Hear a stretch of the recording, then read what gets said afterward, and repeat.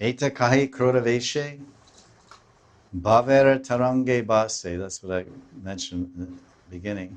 Utkanta sagare dube man.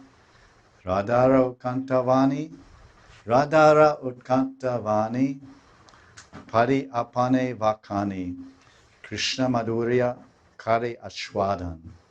Krishna madhurya kari ashwadan. Aswadan. Mahaprabhu spoke these words in a mood of anger, krodaveshe, as he floated on waves of ecstatic love. So there's anger and prema. All these things are possible.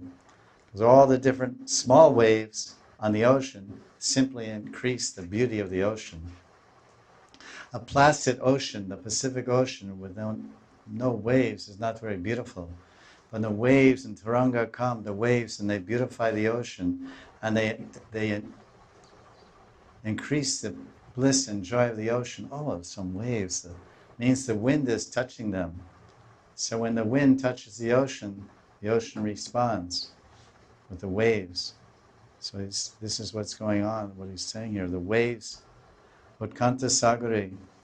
So his mood of anger, he floated on the waves of ecstatic bliss, merged in the ocean of Utkanta, eagerness to meet and be intimate with Krishna. Radharani spoke these words, Mahaprabhu spoke these words of Radharani. Then he personally explained the verse and tasted the sweetness. There's more. Hope you're there. So then Lord Chaitanya